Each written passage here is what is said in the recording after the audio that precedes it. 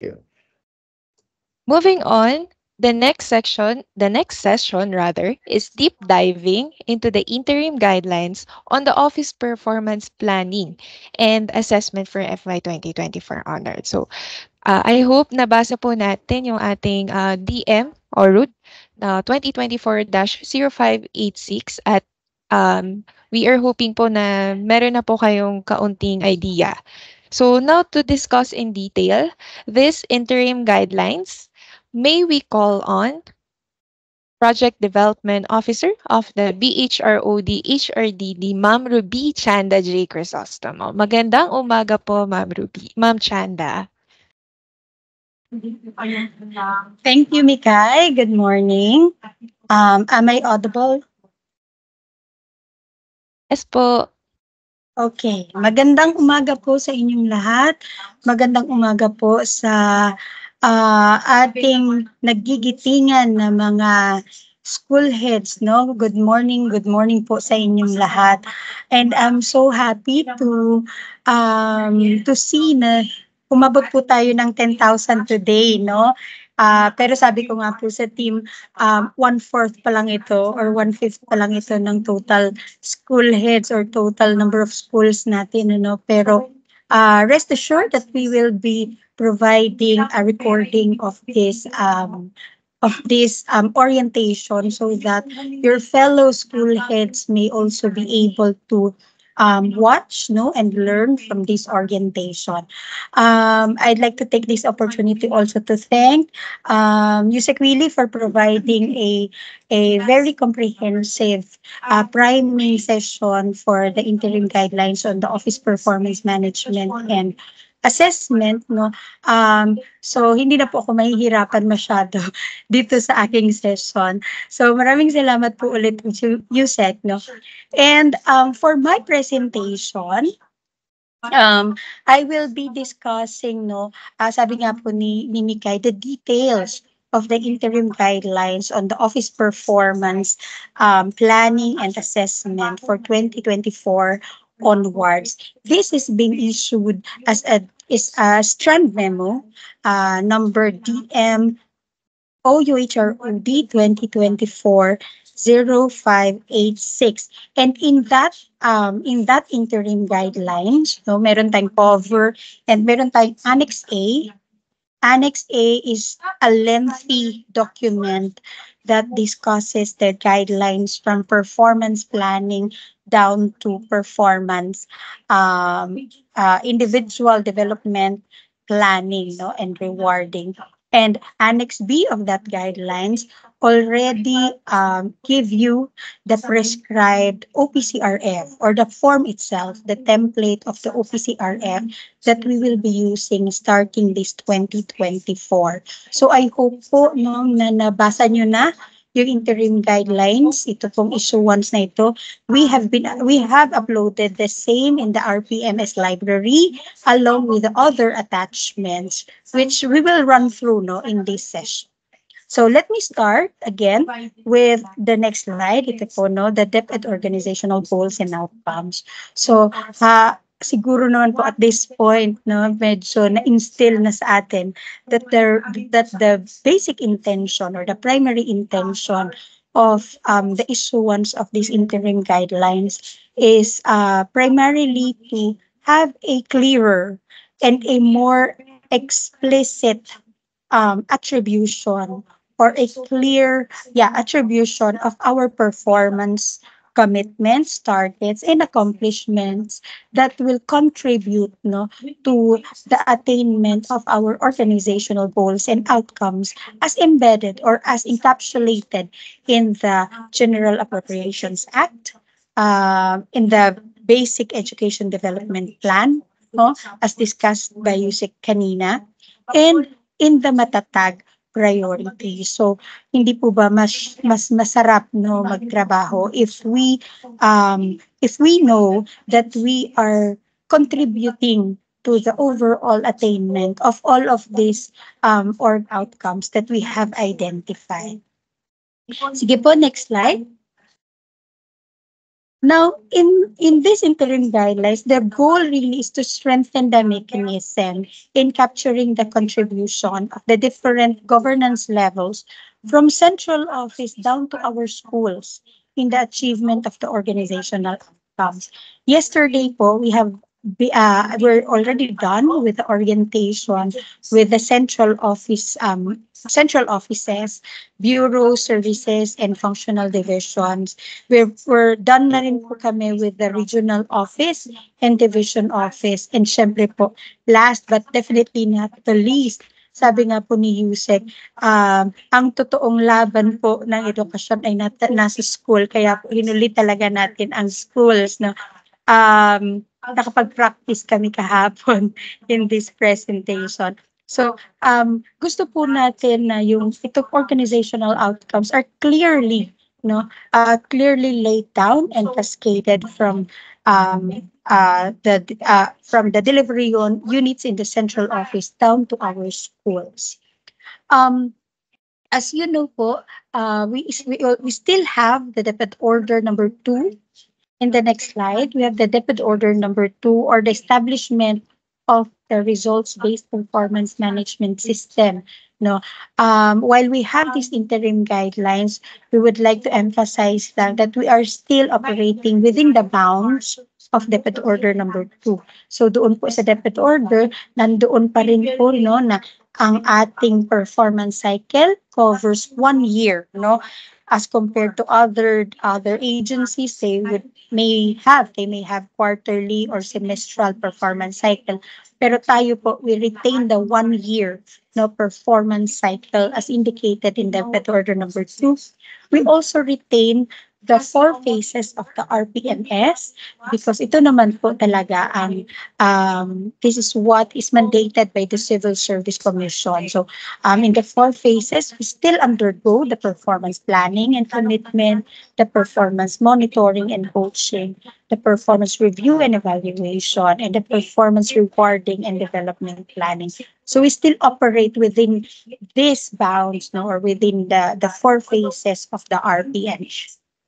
We just needed to do some changes in the form and in some of our processes, so that we would be able to not only capture ito pong naka-flash in the next slide, not only capture the developments that have emerged throughout the years since 2015, but also to improve to improve the cascading of the organizational outcomes. As what Yusek really said earlier, the existing template barely capture what we ought to deliver, no, in attaining the organizational outcomes. So I mentioned kanina that we have various developments and priorities that have emerged in 2015, and all of these, no, in this 5 bullets, um hindi po ito captured in our debit order number 2. That is the reason why we are revisiting this debit order since the pandemic time, no. Gusto natin siyang i-revise so that it will be aligned with the rationalization plan, no. We have done our RAT plan after the issuance of these guidelines. We've already there are changes already in the implementation of the performance based bonus since 2015, and we haven't really embedded or integrated this in our debit order number 2. We've already adopted the professional standards for teachers, for school heads, and for supervisors. And hindi pa po ito no integrated in the debit order. This is one big initiative that we want to integrate in our debit order number 2. And of course, we have different priorities. Every time we change an administration. Ngayon po, we have the Matatag agenda. And every time an administration changes, no, pwedeng magkaroon ng iba't ibang priorities, no, ang ating administration. And so that we want our guidelines to be flexible enough so that we can navigate through these changes, and so that we can stand, no, with time. Okay.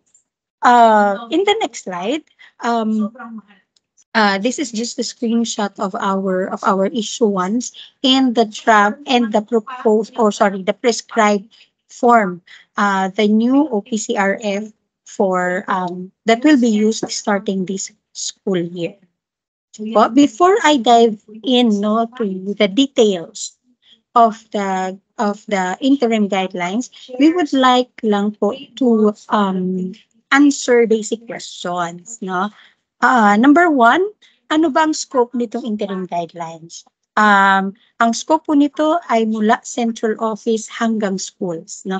So gagamitin po ito lahat ng opisina sa central office, regional office, division offices, and schools. And it will be effective starting this 2024. So that would mean that DepEd offices in the central office, regional office, and division offices will be using this in capturing their performance from January of this year and up to December of this calendar year. Mas swerte po tayo sa school because yung school po hindi pa nag-uumpisa ang inyong performance cycle.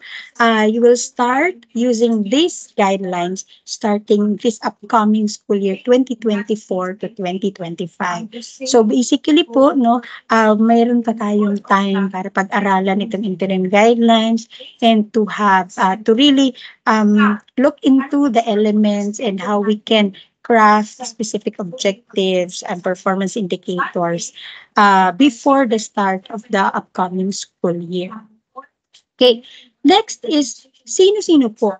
Sino-sino yung gagamit nitong OPCR4? Lagi at lagi po namin ito natatanggap na question, ano? Even before the issuance of these interim guidelines. And actually, one of the reasons why we issued this interim guidelines is to provide clarity talaga kung sino-sino yung dapat gumagamit ng OPCR at sino-sino ang dapat gumagamit ng IPCR. So at the central office, of course, our undersecretaries, assistant secretaries, bureau and service directors shall use the OPCR. No? Aside from their CESPES, of course, they will use their OPCRF. At the regional office, of course, our regional directors, ARD, and chiefs of the functional divisions. Ganun din po sa division office, schools division superintendent, ASDS, and the chief of CID and SGOD should use our OPCRF. So ibig sabihin po, ang user of our of our OPCRF should our third level officials up to chief level. Now going down to our schools, our OPCRF shall be used by all elementary, junior high school, and senior high school heads, including the assistant school principals. No, sana po malinaw ito. When we say school heads, it includes full-fledged principals. It includes head teachers who are handling elementary schools, who are acting as school heads in elementary schools. And it also includes teacher in charge or OICs that serve as school head in specific schools. So dapat lang po merong official designation that would say that you are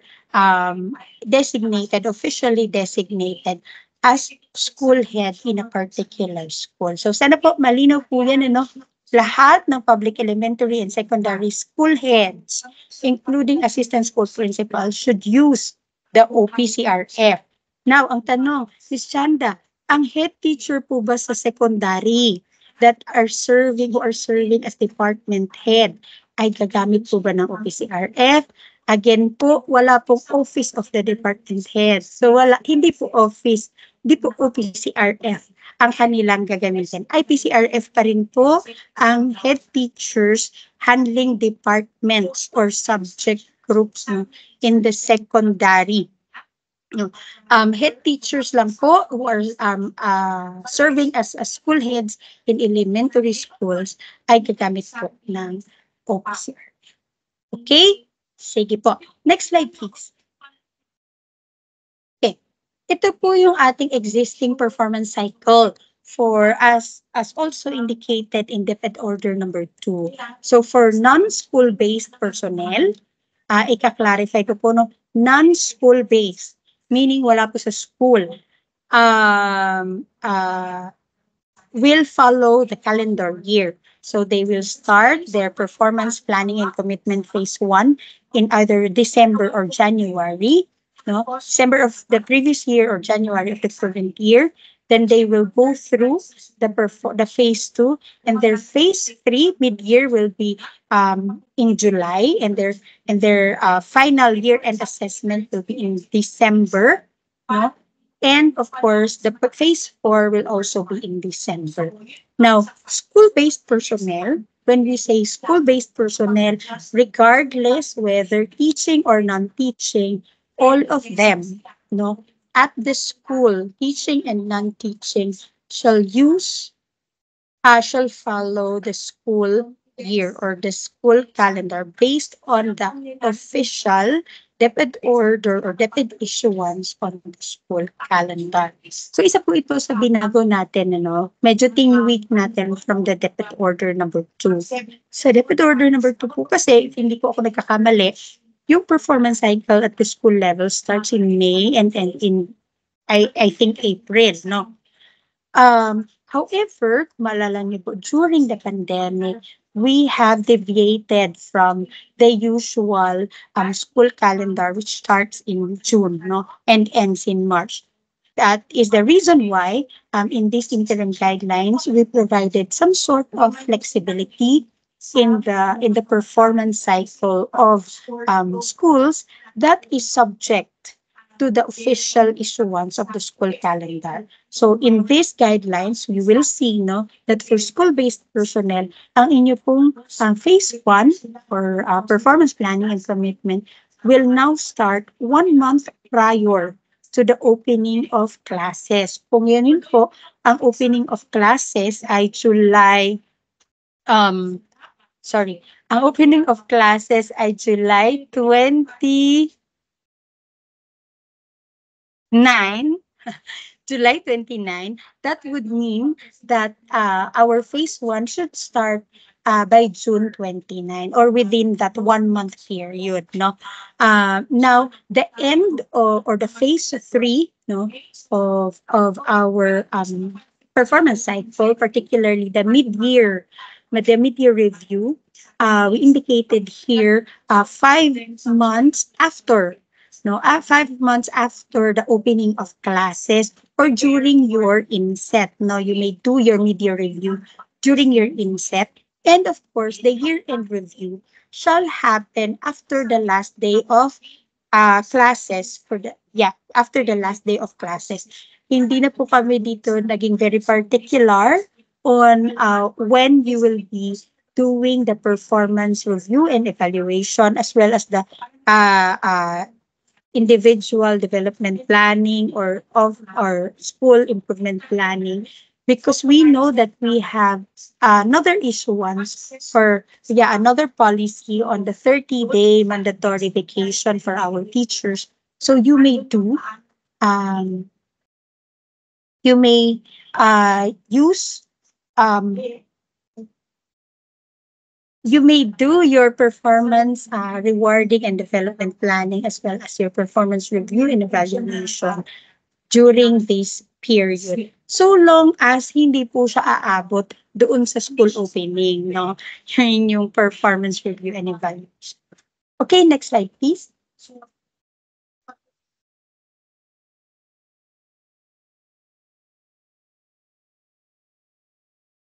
Okay, so this table is just a tabular representation of what I have discussed, no, for your reference. Okay, next slide, please.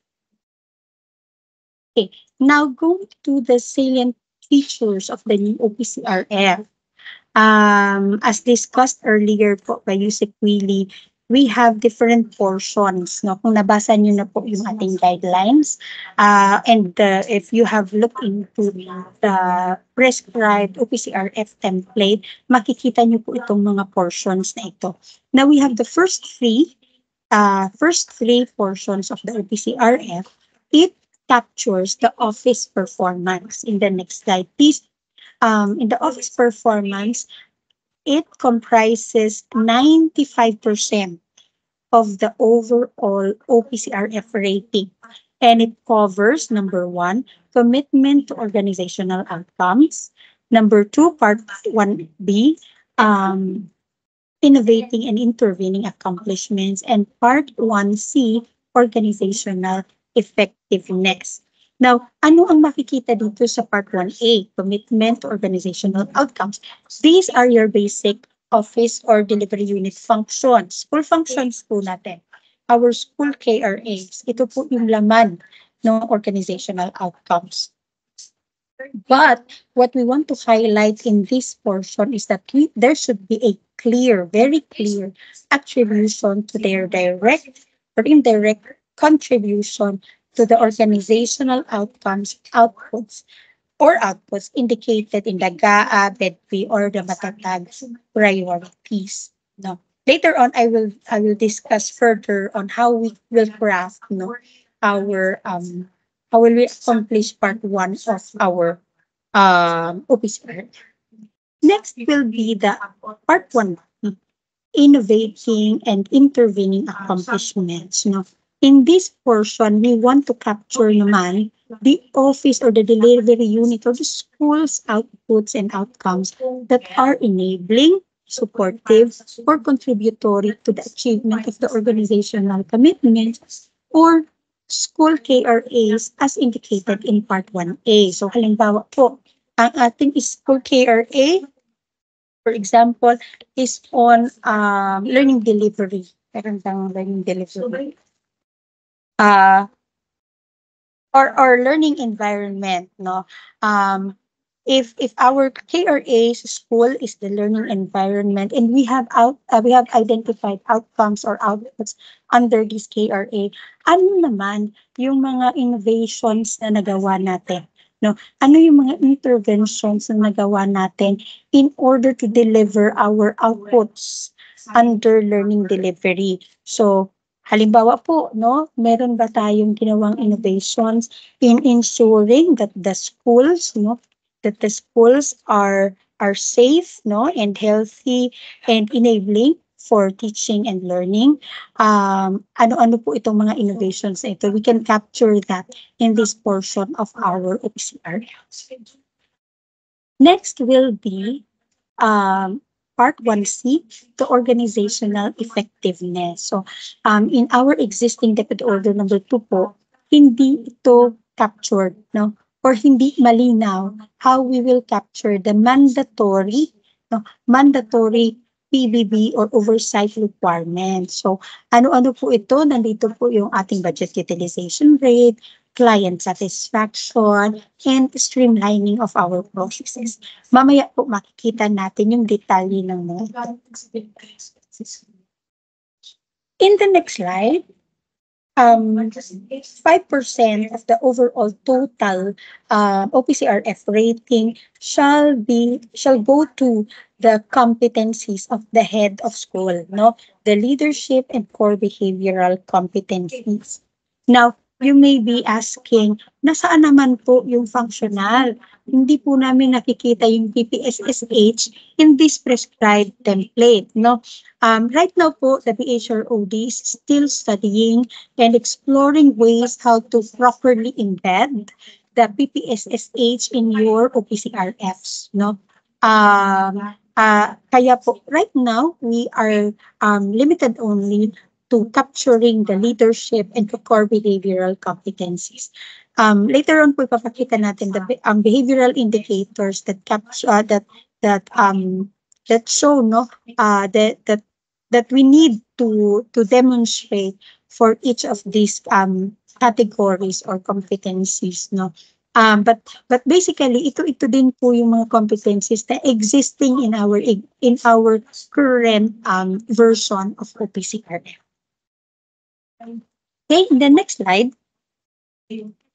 Ayan. So, basically po, by having all these salient features of the new OPCRF, we want to emphasize the top-down approach of cascading the organizational outcomes and laying them down into the office or school's OPCRF, and at the same time, the bottom-up approach of capturing the contributions or the accomplishments of the delivery units from central office down to the schools as a contribution to the attainment of the organizational outcomes. So I hope that this endeavor, no, or these changes that we have made in the OPCRF would really be able to do this. No, that our intention really is to align with the organizational performance or organizational outcomes.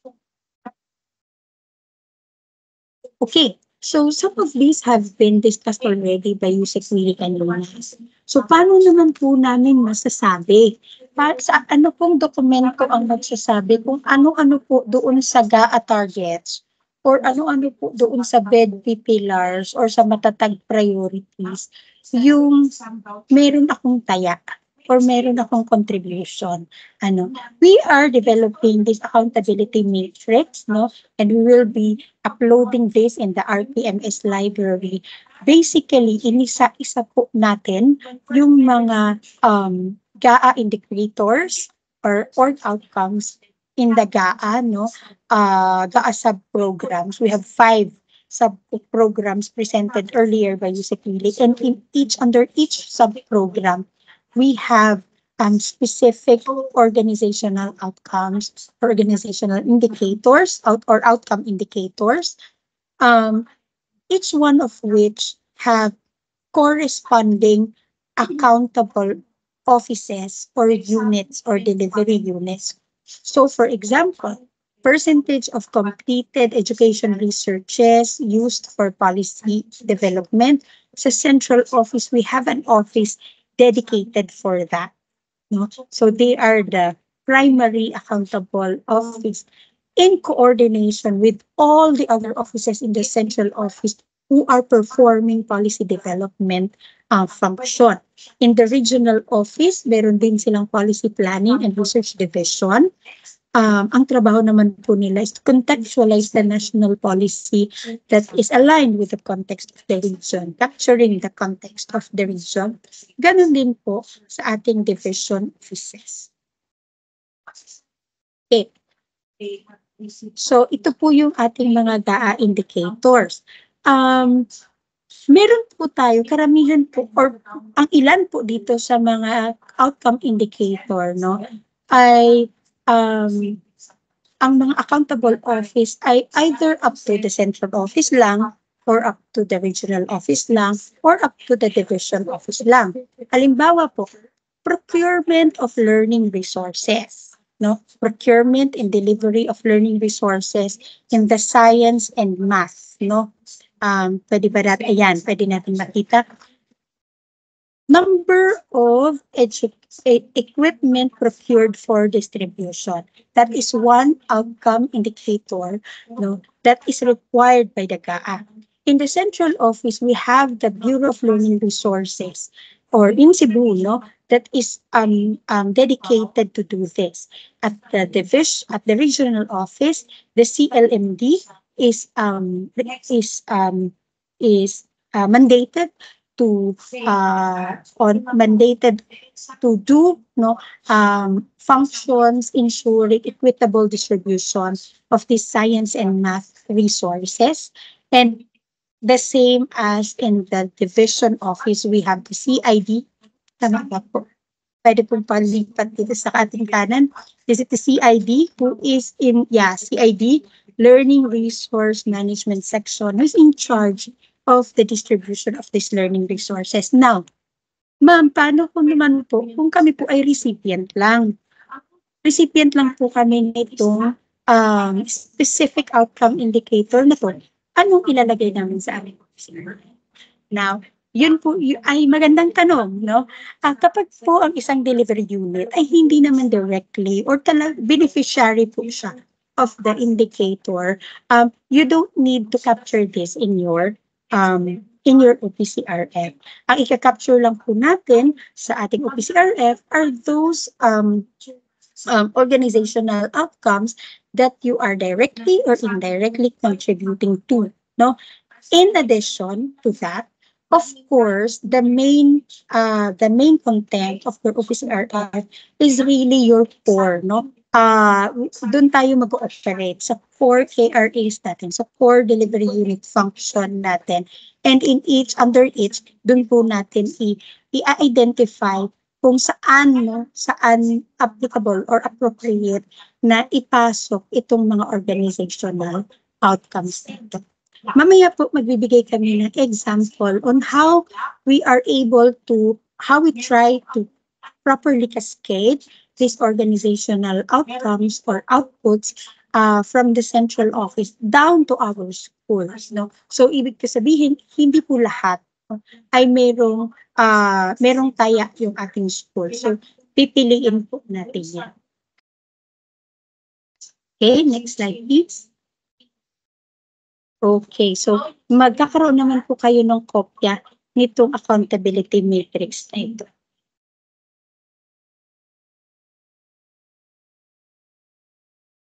Okay, so in the next slide, ayan, this is just a summary of the parts of the new OPCRF. No? Mamaya po after our health break, we will be discussing the details of each one of these portions. We just would like to present to you that the new OPCRF may be lengthy, but it will comprehensively capture the office performance under Part 1A, Part 1B, and Part 1C that comprises 95% of the overall office rating, no? And the individual competencies of the head of office, Part 2A and Part 2B, including Part 3, the summary of ratings, and of course, the office improvement plan and the individual development plan of the head of office. Okay, so ito po yung itsura niya, no? We have Part 1A, ganyan po siya kahaba, no? Part 1B, in the next slide, Part 1C. In the next slide, Part 2. Okay, let me just focus on Part 1C. Sa Part 1C po, kung mapapansin nyo, meron na siyang laman. May prescribed na po tayo ng mga objectives and performance indicators. So, dadaanan natin siya mamaya. Part 2A, these are the leadership competencies, and these are the categories, no? Components of the leadership competencies. We have leading people performance management, and people development. And in the next slide, we have Part 2B, the core behavioral competencies, which have 5 components. Next slide, please. Or 6 components: self-management, professionalism and ethics, results focus, teamwork, service orientation, and innovation. So yan po ang ating components of the core behavioral competencies. Okay, so this is the summary of ratings. Dito din po natin ilalagay yung rating natin in each of the portions or each of the part of the OPCRF. At dito din po tayo magpipirmahan with our rater. Later on po, by the end of our presentation, we'll have a short discussion on sino ba talaga ang rater natin. Sino-sino ang rater at sino-sino yung approving authority. Okay, in the next slide, ito naman po yung school improvement plan and the individual development plan. We tried na ibangga po itong school improvement plan with your existing SIP, no? We captured some of the elements of the SIP so that pwede nyo na lang po siyang kopyahin dito sa ating Part 4A of the OPCRF. Let me see the next slide, please. Okay, wala na. So in this school improvement plan po, makikita natin mamaya kung paano natin siya in-align with your existing SIP. And of course, we have the individual development plan for the head of office. That is similar to our existing IDP. No? And at this point, we will pause for a break. We would like to get your insights, reflections, realizations on what has been presented so far.